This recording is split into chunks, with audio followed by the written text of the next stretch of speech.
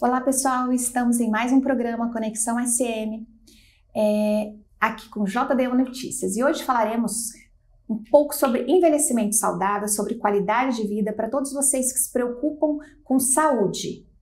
Gostaria de convidá-los para ficar aqui conosco.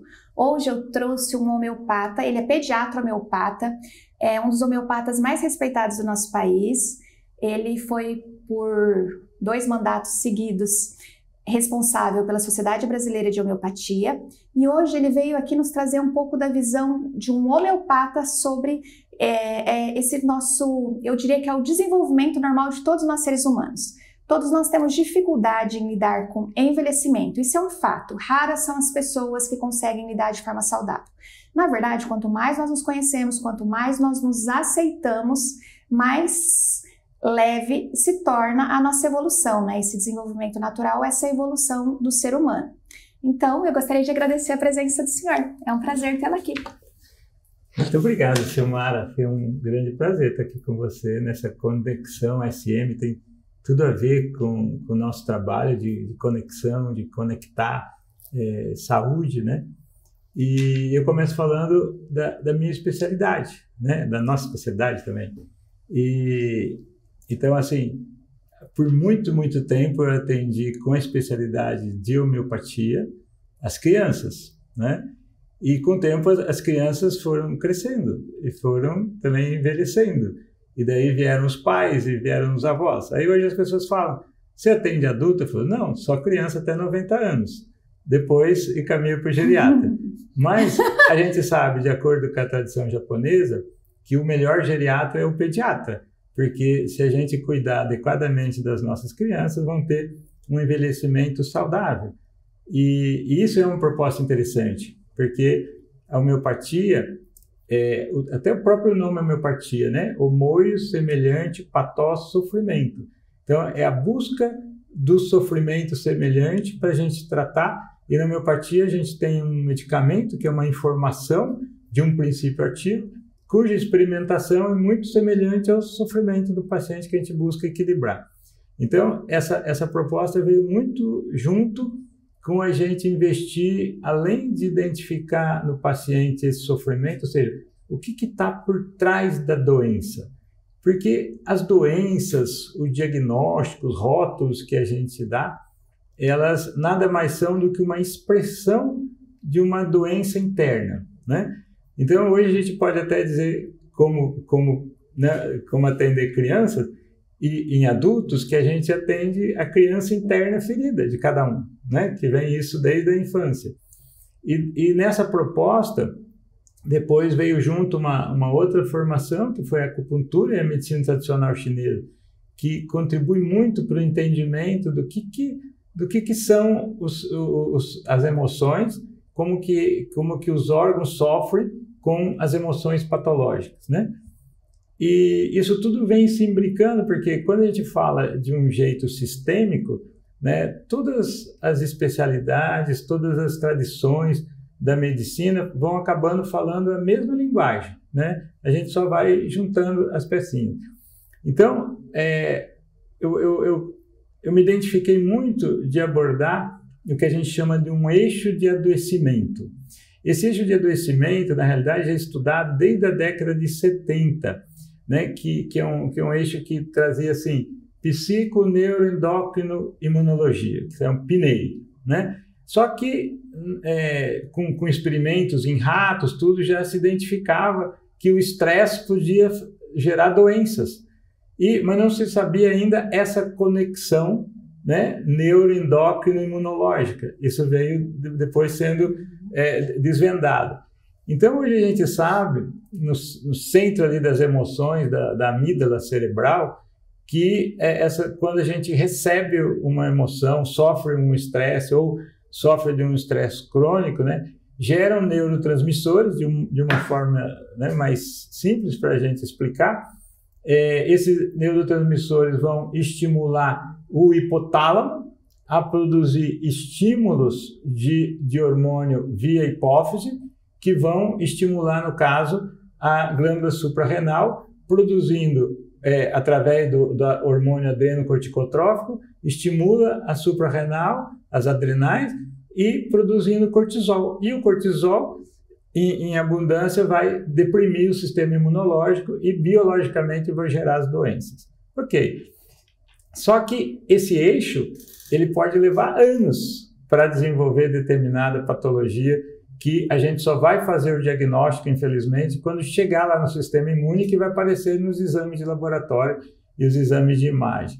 Então, e o que aconteceu antes disso, né? Se o processo é psico, neuro, endócrino, imunológico, nesse caminho existe uma predisposição, uma suscetibilidade.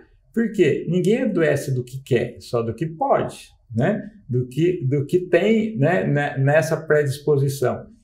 E a gente sabe hoje que a genética não é mais determinista. Então, assim, não é o fato de ter na minha família várias doenças crônicas que eu vou ter essas doenças crônicas.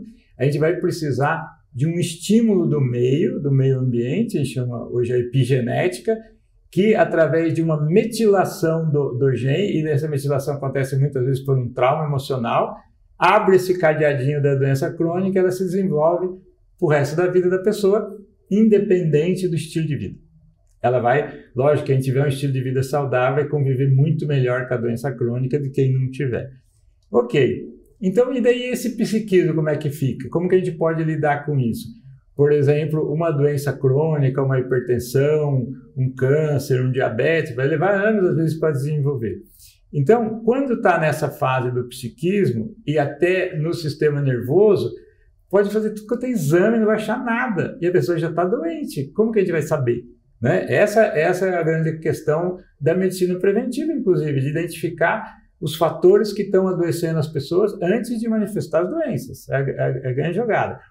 E o que a gente observa na realidade é que hoje em dia, por exemplo, a gente tem um monte de pessoas, de pacientes com doenças subclínicas, ou seja, pacientes com sintomas muito parecidos com hipotireoidismo, com crises de ansiedade, com um monte de coisa, e você faz exame e ainda não acha nada, até que vai chegar um ponto que vai aparecer nos exames, e é onde que infelizmente vai ter, só aí vai ter o protocolo de tratamento prontinho para tratar.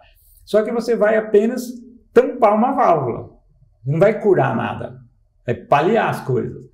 E nesse momento, o organismo não resolveu o seu problema. E aí vão abrir outra válvula, outro diagnóstico, outro tratamento. Talvez por isso as pessoas, de um modo geral, estão com uma cestinha de remédio, uma para cada coisa, né? Então, pensando nisso... Tem virado uma salada de fruta, né, doutor? Exatamente. E daí, muitas vezes, se tem que dar outra substância para tratar os efeitos adversos daquela substância. Inegavelmente que muitos tratamentos são necessários, né? E são necessários para salvar a vida das pessoas. Isso não se discute. O que se discute é o excesso.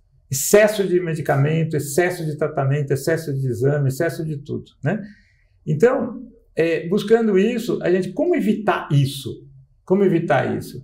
Então, nessa busca, a gente entender primeiro o que é esse psiquismo, que afeta as pessoas, e se isso não for trabalhado, vai evoluir por uma questão de... E a gente vê o seguinte, essa predisposição hereditária de doenças, na realidade, traz consigo um padrão mental familiar também, de sofrimento, de medo, de tristeza, sofrimentos patológicos, né? E que isso é que vai afetar determinado órgão, determinada víscera, determinado tecido, e vai evoluir fisicamente para alguma doença. O que é maravilhoso da epigenética é exatamente isso, né? Todo mundo pode mudar o desfecho familiar. Então, assim, requer muita força de vontade, muita dedicação, constância, mas nós podemos reorganizar as doenças familiares. Então, todo mundo vai ter que continuar os ciclos. Pai, mãe hipertenso, todos os filhos precisarão ser hipertensos? Não, na verdade, nem é assim. Mas hoje nós temos certeza de que nós podemos reorganizar com muita dedicação, determinação, disciplina. É exatamente disso que nós estamos falando, qualidade de vida. Nós podemos reorganizar e ter uma qualidade de vida melhor, né? Tá redundante a palavra qualidade de vida, mas isso é o que as pessoas mais buscam hoje em dia, mas tá todo mundo muito perdido, né? Então, essa é uma questão crucial, e é disso que eu fui atrás E não só trabalhei isso em mim mesmo, como fui estudar essa questão. Então, por exemplo, todo mundo sabe, qualquer pessoa mais ou menos esclarecida sabe, que a gente tem que cuidar da alimentação, tem que tomar água adequadamente, tem que fazer atividade física, tem que ter qualidade de sono, tem que ter uma conexão espiritual, como a gente vai falar, que é fundamental para todo esse processo. E por que as pessoas não dão conta de fazer isso? Né? Todo mundo sabe e não dá conta. Por uma série de motivos, as pessoas não dão conta. Né? Elas fazem o melhor que elas podem, mas não dão conta. Então, indo atrás disso, a gente chega numa situação que aí a gente pode chamar isso, muitos chamam de várias coisas, vão chamar de os 5 pilares da saúde, os 5 pilares para o envelhecimento saudável, ou para evitar doença, ou para ajudar a conviver com doenças, inclusive graves, junto com qualquer outro tipo de tratamento, sem dúvida nenhuma, vai trazer benefício para a pessoa. Então, assim, quando a gente fala de alimentação, então assim, mas que alimentação, que dieta não sei das quantas, não sei o que lá tal. Não, a coisa é muito mais simples. A gente precisa ter uma comida de verdade. Comida que os nossos avós ou bisavós comiam. Comida que Deus fez, né? Deus não fez biscoito, Deus não fez refrigerante, entendeu? Então, é justamente isso que a gente está falando. E hoje, a gente tem estudado tanto a questão dos alimentos que nos inflamam. Por exemplo, laticínios, açúcar e trigo são os alimentos mais inflamatórios. Então, assim, como que uma pessoa com uma doença autoimune, que é totalmente inflamatória, come esses alimentos? Porque não sabe ou porque não dá conta de ficar sem comer. Vamos colocar assim.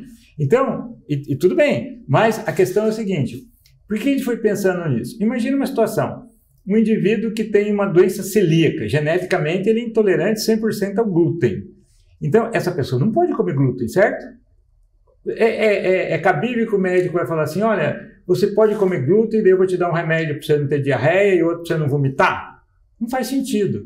Ou outro... o acelera-freia, não sai do lugar, né? Mas então não é concebível. As pessoas que têm intolerância 100% ao glúten, elas não comem glúten. Já sabem que vão passar mal.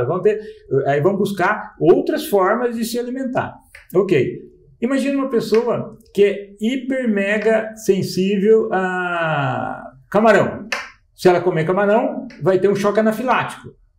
É justo que o médico fale assim, para você não ter choque anafilático, eu vou te dar corticoide, antialérgico, você pode comer camarão? Ninguém pode fazer isso. Então, eu vou perguntar assim, um diabético, ele é intolerante à glicose. E por que come doce? Não faz sentido. Então, essa é uma questão a ser debatida. Que é isso que a gente está focando e trabalhando com os pacientes nesse sentido. Então, eu fui praticar isso, e fui buscar isso, e fui estudar isso, e eu vi a veracidade disso, e conversando com os pacientes que estão investindo nisso, o resultado é esplendoroso. E a gente não precisa mais do que 3 semanas, no máximo 1 mês, de consistência e persistência, para que a gente tenha esses benefícios, e daí a gente dê conta de continuar esse processo. Então, se a gente tiver uma alimentação, e eu não digo que você tem que ser zero nada, a não ser as pessoas que por uma intolerância importante devem evitar lactose, ou glúten, ou açúcar, no caso do diabético, ok, mas a grande maioria das pessoas pode ter uma alimentação saudável com o mínimo dessas coisas. Essa é a questão importante. E aí ela vai ver os benefícios no seu organismo. E aí eu fui ver essa questão do açúcar. O açúcar é uma droga, infelizmente, né? É uma droga. E a gente fica dando para as nossas crianças. Por quê?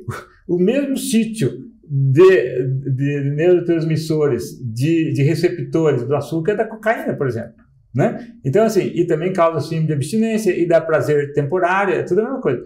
Então, eu tenho me preocupado muito com isso, né? Às vezes até exageradamente, mas assim, às vezes você exagera para ter um pouquinho, né, dos pacientes e toda essa questão. Então, aí a gente manter um estilo de vida com uma alimentação saudável. E o que é uma alimentação saudável? Uma alimentação que você pode comer o resto da vida. Você não pode fazer uma dieta para 2 meses para ir para a praia, para fazer isso, fazer aquilo, ou para caber na roupa do casamento. Isso não faz sentido. Até faz, mas eu digo para você, viver uma vida saudável é um negócio que você pode fazer para o resto da vida. E daí, vamos ver, mas não é só isso. Por exemplo, o nosso metabolismo precisa de 30 a 40 ml por quilo de peso de água por dia. 30 a 40 ml de água por quilo de peso por dia. Então, na verdade, assim, vamos delimitar, né? Então, nós já falamos desses 5 pilares. Da alimentação. Nós falamos da alimentação. d1noticias.com, a notícia no seu celular. E agora nós vamos continuar falando do segundo pilar para o envelhecimento saudável ou para termos qualidade de vida, porque na verdade é válido tanto para qualquer pessoa que busca qualidade de vida, quanto aquelas pessoas que buscam envelhecimento saudável. Na verdade, é a mesma coisa. E mesmo as pessoas que estão doentes precisam recuperar, né? Sim. Essa doença. Porque assim, a gente coloca a doença, ela é um obstáculo à saúde. Então a gente precisa desobstaculizar, né, para ter saúde. Porque a saúde é inata. Então ela está sendo obstaculizada pela doença, né? A saúde está dentro da gente. Então a água é um fator também essencial para o organismo. E as pessoas não dão muita importância para isso. Uma água de qualidade, principalmente, né? Mas tomar água, uns 30 a 40 ml por cada quilo de peso da pessoa por dia. Por quê? Isso é que o nosso metabolismo precisa. Se a gente... Isso em repouso, porque a pessoa que faz uma atividade física mais intensa vai precisar um pouco mais, claro. E se a gente não tem essa água todo dia, o organismo vai tirar de algum lugar, dos intestinos, dos rins e dos ossos.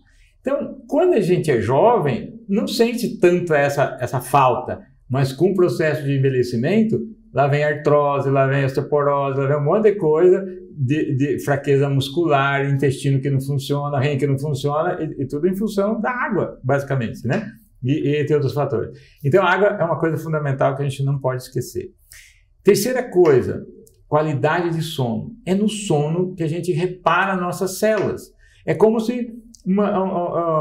eu sempre faço uma analogia assim. Imagina nessas agroindústrias uma colheitadeira de milhões de reais que trabalha o dia inteiro. De noite ela vai para a oficina e trocam todas as peças, porque no outro dia tem que funcionar, né? Então, como que é o nosso organismo? A mesma coisa. Durante o sono que a gente entra em repouso e as células são todas trocadas, reparadas, para a gente estar de novo bem no dia seguinte. Então, quem tem um sono ruim, quem tem insônia, quem tem sono com despertares, essas coisas, vai ter prejuízo na sua saúde, não tenha dúvida disso. Então, a gente trabalhar, e esses pilares contribuem também para a gente ter um sono adequado.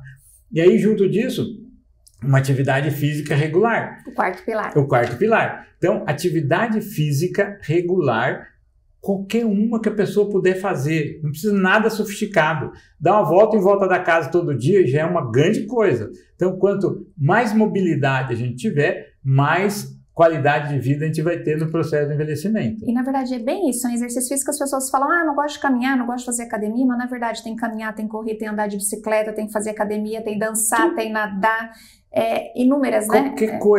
Qualquer coisa que a pessoa der conta de fazer. O negócio é dar conta de fazer. E ter persistência e consistência todo dia, né?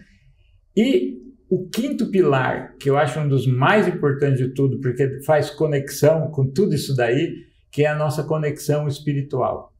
Independente da crença, independente da religião da pessoa, é muito importante que ela tenha um momento de qualidade com ela, um momento de qualidade com Deus, por exemplo.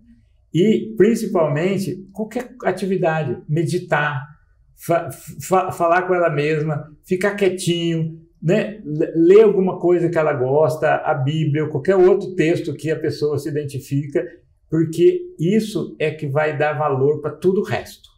E a pessoa que fica tendo uma prática diária disso daí, ela vai aumentar a sua frequência e vai se interessar por coisas boas e vai evitar coisas de baixa frequência. Por exemplo, ficar ouvindo fofoca, lendo bobagem no Instagram, vendo notícia ruim na televisão, que você liga e sai sangue. Então, essas coisas atrapalham a nossa vida. Então, isso vai configurar você ter uma qualidade de vida e vai ajudar qualquer especialidade médica a tratar melhor o seu paciente, sem dúvida nenhuma. Porque com tudo que a gente tem para contribuir, com todas as especialidades médicas para ajudar o paciente, se ele se ajuda no autocuidado, a gente sempre trabalha isso, porque medicina o que é? Medicar, que não é dar remédio, é cuidar. E cuidar é ensinar o paciente a se cuidar. Então, ter o autocuidado. E a pessoa com o seu autocuidado, ela vai vai ajudar muito o seu médico, o seu terapeuta, todas as pessoas que trabalham na área de saúde vão poder ajudar melhor esse paciente. Ele está falando da saúde mental. Essa conexão espiritual nos coloca numa sintonia de vibração que vai ajudar a gente a trabalhar a tristeza, a trabalhar os medos, a trabalhar a raiva, a trabalhar o estresse. Então, e todas essas questões, ansiedade, angústia, que vão nos ajudar a não agravar aquele eixo de adoecimento do psico, neuroendócrino e imunológico. Então, eu acho que é disso que a gente tem que falar agora. A gente tem que falar isso para os pacientes, falar isso para as pessoas, contaminar as pessoas do nosso ambiente, né? E daí a gente vinha falando, aí onde que a gente vai entender essa questão de como que a emoção vai afetar os órgãos, né? Então... A emoção nada mais é do que uma informação, né? Exato. Em todos os aspectos, ela está nos sinalizando algo, isso, sempre. Que ela está na mente, né? E a gente tem que fazer uma conexão, romper isso para atingir esse nível superior espiritual ou energético, que aí é um outro patamar. Então, se a gente vibrar nessa coisa da emoção, de forma patológica, por exemplo assim, uma pessoa que fica triste porque perdeu um ente querido é um sentimento natural e normal. A gente está falando da tristeza patológica, a pessoa que sofre disso por meses, por anos, né? Ou de medo, ou de raiva, ou de culpa, ou de abandono, né? De N coisas, ou de preocupação, ou procrastinação. Todos são emoções que vão afetar determinados órgãos. Como assim? Isso a medicina chinesa já falava para a gente 2000 anos antes de Cristo. Que, por exemplo, que uma pessoa com muito medo, né, ela vai sofrer principalmente, a gente já até lê a pessoa, quando a gente vê sintomas intestinais, de quadril, de região lombar e de rins e vias urinárias, está muito ligado ao sofrimento do medo. E você perguntar, mas como acessar esse medo? Não é assim, medo do quê? Esse medo tem uma origem, e ele vem muitas vezes da nossa infância, né? Do que a gente viveu com os nossos pais, nossa infância, todas essas questões. Tudo que viveu ou não viveu, né? Ou não viveu, exatamente. E daí como a gente trabalha isso? Então, e como que faz, como que isso reflete, como que a emoção chega lá no órgão tudo? E isso daí a gente aprendeu justamente com a fisioterapia integrativa. Ou seja, que é o estudo das fáscias.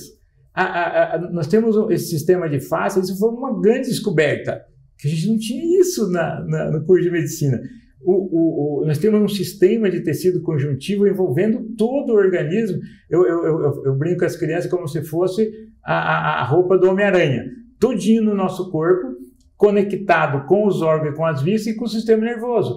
Então, essas emoções vão afetar diretamente isso. E acessar isso vai ajudar, vai contribuir para o paciente resolver problemas à distância, como dor no ombro, dor na cervical, dor na lombar e N coisas. A frase que eu gosto muito para somatização, já até falei aqui algumas vezes e gosto de repetir, né? Quanto mais a gente repete, mais fácil fica a reflexão para elaborar. Somatização é a alma sente, a mente não entende ou entende e não resolve, o corpo mostra dor. Exatamente. Perfeito. E tanto que até falei isso numa live que eu fiz quinta-feira com o pessoal lá de Berlândia, que é justamente essa questão. No passado, a gente falava de psicossomática, né? Era psicossomática. Tinha até uma cadeira na faculdade de doenças psicossomáticas, que naquele tempo, né, 40 anos atrás, a gastrite era a doença da moda, gastrite nervosa, porque as pessoas muito nervosas iam ter gastrite. Como assim ter gastrite? E depois, nesses últimos 40 anos, 100% das doenças são assim, começa nesse processo e chega no corpo. Então, assim, tratar o corpo, tratar o efeito, tratar o nome, o diagnóstico, o exame, não vai resolver a vida do paciente. Vai paliar, e muitas vezes é necessário, claro, de diminuir esse sofrimento, mas não vai resolver por que eu fiquei assim. E a gente se cuidando, né, com certeza a gente vai ter uma melhor qualidade de vida, e mesmo as pessoas que já têm uma doença crônica ou já têm um diagnóstico, até de doença grave, pode se beneficiar desses cuidados 100%, a vida inteira. Então, e vai ajudar muito a minimizar o número de remédios, diminuir miligrama de remédio, é fundamental isso. Porque na verdade, assim, a gente está numa época que as pessoas descobrem algo, elas vão em função daquilo e só focam naquilo e esquecem de todo o contexto, né? Eu sempre falo que a água é fundamental para a vida, o excesso mata afogado e a falta desidratado. E aí, quando a gente pensa lá no cortisol, o cortisol é imprescindível, o ciclo circadiano, que é aquele que faz com que a liberação de hormônios ocorra normalmente nos mesmos horários, é todo o nosso funcionamento, né? Nós chamamos de ciclo circadiano. Como o Dr. Luiz falou, o cortisol que é algo imprescindível, inclusive é um medicamento que muitas pessoas precisam quando tem risco de vida ou patologias graves. Porém, ele, em excesso, aquele que salva, o cortisol, ele salva. Quando a gente fala de medicação alopática, ele salva muitas pessoas. Mas, a longo prazo, ele faz muito mal. Então, assim, os excessos, eles normalmente são extremamente prejudiciais. Tanto os excessos como as deficiências. Sim, Por isso o organismo vive numa homeostase, que é tudo ponto do meio, tudo equilíbrio, né? E a gente fala assim, o eletrocardiograma do vivo é de altos e baixos, né? Olha aqui, ó. Esse é o eletrocardiograma do vivo. Então, a gente é de altos e baixos buscando sempre o equilíbrio, o ponto do meio. Então, a linha zero do eletrocardiograma morreu. Então, a gente tem que ter esse balanço, né? E volto a falar da medicina chinesa, que eles falam assim, em termos de alimentação, que a gente tem que comer de tudo, de todas as cores, de todos os sabores, desde que moderadamente. Tudo que é demais faz mal, tudo que é de menos faz mal. Igual a água que você falou, né? De menos desidrata e de mais afoga. Então, é tudo isso que a gente tem que trazer para o ponto do meio da nossa vida. Todos os excessos vão fazer mal e tudo que é falta vai fazer mal. Então, a mesma coisa, o cortisol, que é o nosso hormônio da fuga-luta, que nos prepara para fugir ou para lutar numa situação de estresse. Mas uma pessoa com estresse crônico é como se ela estivesse vendo um incêndio toda hora e tendo que reagir toda hora. Então, isso vai levar a uma fadiga do sistema imunológico, e vai adoecer essa pessoa. Então, por que a gente vive assim, sob estresse, sob tensão? E a gente observou muito isso na pandemia. Hoje a gente está observando muitas doenças crônicas desencadeadas, não porque a pessoa teve Covid, por conta do efeito da pandemia, assim, do sofrimento que as pessoas tiveram, vendo notícia ruim, fake news, todas essas coisas.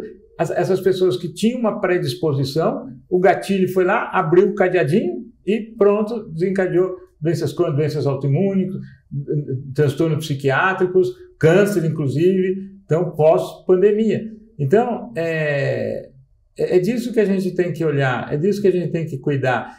Então, assim, hoje a gente vive num mundo totalmente digital e é irreversível isso. A gente tem que aprender a conviver com isso. O problema não é o excesso de tela, a falta de tela, é justamente o controle de tudo, o meio de tudo. Como excesso de comida, falta de comida, é tudo a mesma coisa. Então, a gente tem que olhar para isso. Eu acho que a gente tem que investir muito nisso daqui para frente, para a gente ter saúde e envelhecer saudável. E duas coisas que a gente tem que preservar no idoso: mobilidade e convívio social, porque é outra coisa que para a gente ter a nossa mente sempre legal. E outra coisa só que eu vou falar para você de uma descoberta incrível, né? Então, a gente no processo de envelhecimento vai tendo falhas de memória às vezes, até pelo excesso de coisa na cabeça. Você sabe que ficar sem açúcar melhora a nossa memória brutalmente. Sim. Nossa, fiquei ótimo. Na verdade, o Dr. Luiz Darcy está falando de uma experiência dele, que eu sei, que ele teve uma alteração de glicemia e desde então ele pegou firme muito mais nos exercícios físicos, que ele já fazia com muita frequência, mas também no controle alimentar. E ele teve respostas extremamente satisfatórias, assim, ele conseguiu baixar muito a glicemia sem a medicação. Gente, eu acredito na alopatia, na homeopatia, então eu penso que tudo está aqui para nos ajudar. Mas ele conseguiu, com muita determinação, não precisar de medicamentos hipoglicemiantes, né? Ele conseguiu reorganizar a dieta. É claro, não era algo muito grave, mas ele fica atento constantemente, ele está sempre cuidando, e a palavra é isso, é cuidar, né? Quando nós amamos, nós cuidamos, nós zelamos, nós temos o olhar de amor. E quando ele fala ali em mobilidade e convivência social, me chama muita atenção, porque na verdade isso está atrelado à vida. Quando a gente pensa em viver com qualidade, né, de forma plena, organizada, ou melhor, focar no essencial, mobilidade, a vida é movimento. Não existe vida sem movimento em nenhum aspecto. Todo mundo que está parado, como ele usou o exemplo, e eu uso com muita frequência, eletroparado, não existe vida, não existe mais ser humano ali naquele local. Nós precisamos de movimento, mesmo dormindo, aparentemente estamos parados, porém o nosso corpo ele funciona constantemente, 24 horas por dia, durante toda a nossa vida, é a coisa mais linda.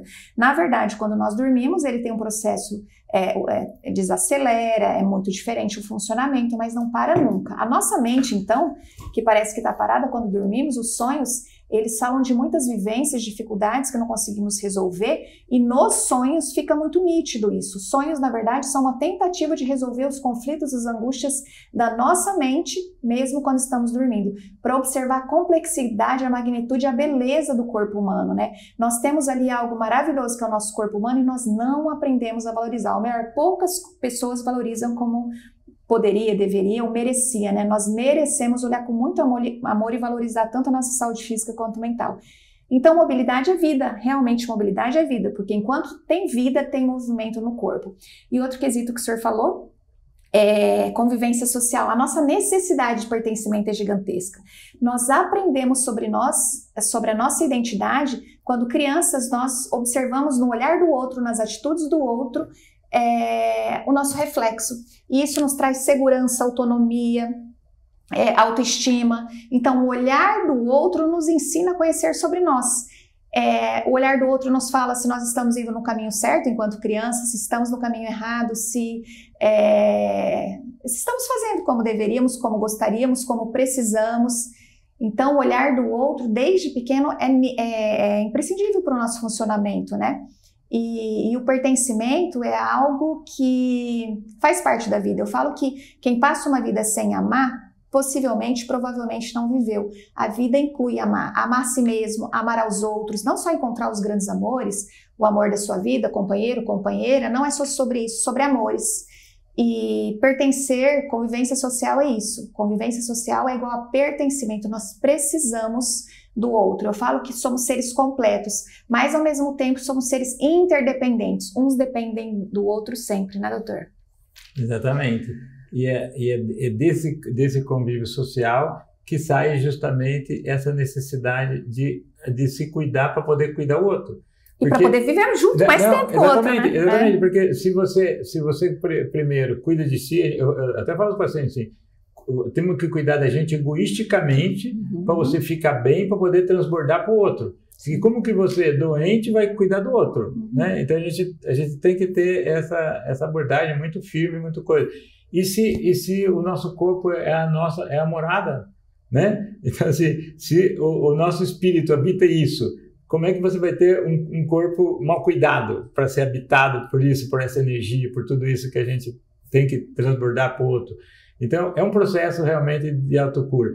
E não podemos desanimar ninguém assim. Cada um faz o que dá conta de fazer. O importante é fazer. O importante é começar. O importante é colocar mini metas. Não, eu vou ficar uma semana sem comer açúcar para ver como é que fica e ver se isso faz sentido para mim ou não. Então, tem muitas pessoas, por N motivos que não cabe falar, mas que têm dificuldade de deixar determinado tipo de costume, de comida, dependendo da região que mora, do país e todas essas questões. Então, mas o importante, assim, o mínimo que a gente fizer vai ajudar as pessoas e vai se ajudar. Então, assim, e fazer o que dá conta, o melhor que a pessoa pode fazer por si. Isso que é importante. E o melhor que vocês podem fazer por si hoje, porque na verdade, assim, eu falo que até ontem nós fizemos o nosso melhor. A partir do momento que nós olhamos com amor para o nosso funcionamento, paramos de julgar, criticar e condenar, e olhamos com um olhar de amor e constatação. Então a gente fala, nossa, até ontem eu não fiz o meu melhor. Mas não é ficar passando a mão, eu falo na cabeça e com dó de si mesmo, né? Poxa, até ontem eu não fiz o meu melhor. Mas hoje eu posso fazer diferente, amanhã eu posso fazer diferente. Então eu fico observando que as pessoas cada vez mais julgam, criticam e condenam a elas mesmas. As pessoas estão extremamente intolerantes, irritadas, impacientes. E esse traço egoísta também nós observamos muito, mas porque essas pessoas não estão conseguindo olhar com amor para si mesmo, não estão conseguindo dar para si, não conseguem dar para os outros. Gente, cada um tem uma realidade.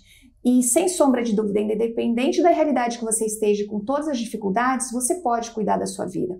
Eu falo que todos nós temos problemas. Muitos olham para a grama do vizinho, para a casa do vizinho e imaginam, ali não tem problema. Tem. Na verdade, nos anos que eu fui conhecendo diversas populações, né, independente de nível econômico, cultural, educacional, cada família tem a sua dificuldade. Muitas têm muitas dificuldades e nem aparentam, nem demonstram. Outras demonstram muito. O fato é que todo mundo tem dificuldade, vive melhor quem aprende a lidar com as adversidades da melhor forma. E se nós aprendemos a lidar com as adversidades da melhor forma, o que é ter qualidade de vida? Aprender a lidar com as adversidades e olhar para aquilo que nós temos e olhar com amor. Então você vai fazer a sua dieta de forma saudável de acordo com o que você tem. Como o Dr. Luiz disse, são comidas básicas e simples. Quanto mais simples, menos processadas existir, mais saudável você vai estar comendo. Exercício físico, não posso pagar uma academia, mas você pode caminhar na quadra da sua casa, na pracinha, aonde você quiser.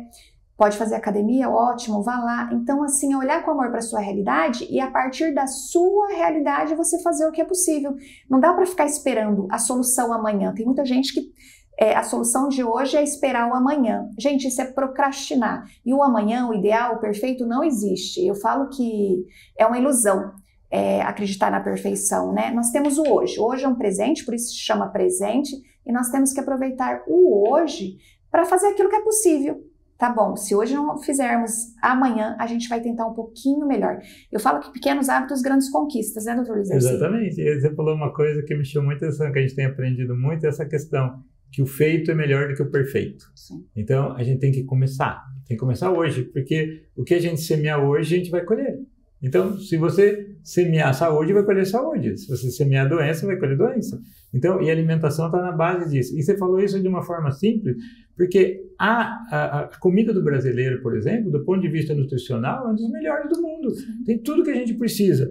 Vitaminas, sais minerais, carboidratos, proteína e gordura. Então, ou seja, arroz, feijão, carne, salada, fruta e ovos, tem tudo que a gente precisa, né? Então, você não precisa de mais nada.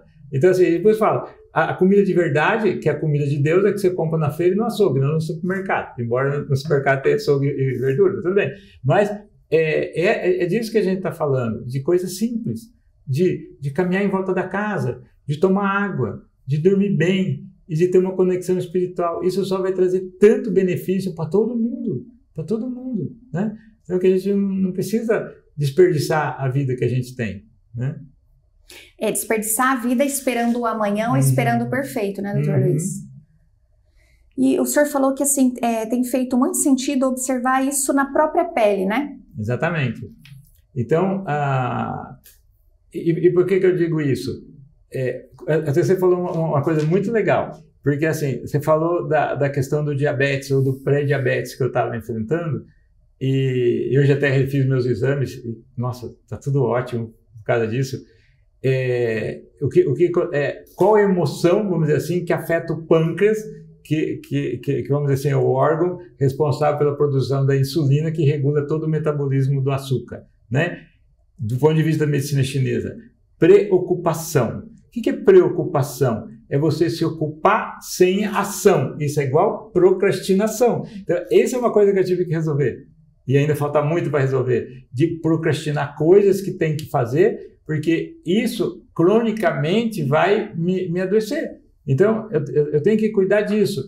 E cuidando dessa alimentação saudável, fazendo atividade física regular, dormindo com qualidade, tomando água e tendo uma conexão espiritual diariamente, essas coisas vão me trazer benefício no médio e longo prazo e no curto prazo. É o que eu falo, se as pessoas derem conta, virar a chave das 21 dias. 21 dias, no máximo um mês, as pessoas viram hábito. Não precisa nem ficar preocupando de contar as coisas para fazer. Vai fazer naturalmente, né?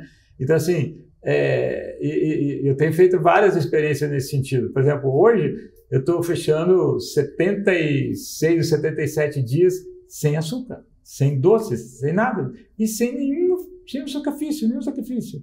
E como todo o resto das comidas. É importante falar, né? Nem todo mundo tem toda essa disciplina do Dr. Luiz Darcy, mas o importante é você tentar. Se você consegue 20 dias, 3 semanas, um mês, maravilhoso. Aí você vai lá, escorrega, E escorregar muitas vezes, não é escorregar, cair, se machucar, é se permitir alguma coisa, sabe? Você está precisando muito, aquilo é importante, porque o fato é, essas substâncias muitas vezes tóxicas, elas nos trazem uma sensação de bem-estar gigantesca. É inegável o quanto o açúcar é extremamente prazeroso, mas nós temos que pensar se nós queremos só o prazer imediato ou se nós queremos conquistar a qualidade de vida. Só o prazer imediato é algo extremamente ligado ao nosso comportamento infantil, porque na verdade a gente come ali, logo em seguida vem a culpa e a longo prazo isso sendo repetido constantemente não é saudável. Mas de vez em quando comer não é um problema, é claro, cada realidade é uma realidade. As pessoas que são diabéticas, pré-diabéticas, elas precisam ter um outro olhar, né? Tudo depende do vértice que a gente olha. É interessante assim, eu quero trazer aqui no programa cada vez mais, né? E eu já venho trazendo gente como a gente. Então o Dr. Luiz Darcy é um exemplo disso. Um médico extremamente bem sucedido, realizado profissionalmente, que está aqui nos contando das dificuldades dele. Como, por exemplo, a procrastinação. Isso é uma das dificuldades, né? Eu gosto dessa frase, como eu falei, né? A solução amanhã. Porque tudo fica para amanhã, não é fácil. Por isso, nós precisamos acreditar no presente que nós temos hoje, que o amanhã nós não ainda temos. Então, ele está falando das dificuldades dele. Isso quer dizer que ele tem dificuldades, vocês têm dificuldade. Ele está falando de algo patológico, como a pré-diabetes, diabetes. Ele está falando da procrastinação. Então, isso é para vocês observarem. Claro, aqui nós estamos falando de coisas mais superficiais, que todos nós temos dificuldades. A grande diferença é o que cada um de nós fazemos com as dificuldades ou adversidades da vida pelas quais nós passamos. E você pode acreditar em você, você pode acreditar que você pode tornar a sua vida mais simples. Querer é poder, mas essa frase não é algo mágico. Ela é algo que com muita determinação, disciplina, desprendimento, né, querer pagar o preço, você pode conseguir. E todo mundo pode, todo mundo pode. É só ser persistência e consistência.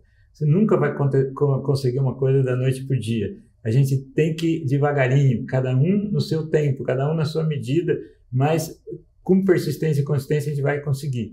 Ninguém vai correr uma maratona num mês. Anos de treinamento para você correr uma maratona. Mas você pode correr 1 quilômetro, você pode correr 500 metros com muita facilidade. É só querer, é só treinar, é só fazer. Então a gente poderia finalizar aqui, né? O senhor gostaria de acrescentar mais alguma coisa? Que essa coisa que você falou, eu não era disciplinado. Por exemplo, se eu conseguir, qualquer um consegue. É simples assim. Gente, então fiquem para vocês, e é verdade, assim, conheço o Dr. Luiz, mas ele não é disciplinado, mas ele é muito dedicado, assim, e ele usou a determinação, a dedicação e conseguiu aí a disciplina. Todos esses 3 elementos, eles estão muito juntos, né? Então, quando nós queremos, nós podemos. Queremos, nós podemos. E aproveite hoje é o que nós temos. E uma coisa de tudo que a gente falou, né, as pessoas que buscam qualidade de vida, que buscam envelhecer de forma saudável, que buscam viver melhor mesmo na presença de doenças, patologias, eu vou dizer algo, a velocidade nem sempre é o mais importante. Eu diria que o que é mais importante sempre na vida, sempre é uma palavra que a gente toma cuidado, é constância. Então eu quero dizer que constância é muito mais importante que velocidade na maioria das coisas na vida. E a outra coisa é pequenos hábitos, grandes conquistas. Fiquem com essa frase e tente fazer isso na vida de vocês, na medida do possível, no dia a dia, olhando com amor. Toda a sua conquista hoje é uma conquista. Não menospreze, não desqualifique, não desvalorize. Tudo de bom para vocês. E daqui uns dias, até a próxima semana, podemos retomar esse assunto e falarmos mais, já que esse é um assunto extremamente interessante. Tudo de bom para vocês. Até a próxima semana. Gratidão por estar aqui. Gratidão, muito obrigado também pelo convite. D1Notícias.com, a notícia no seu celular.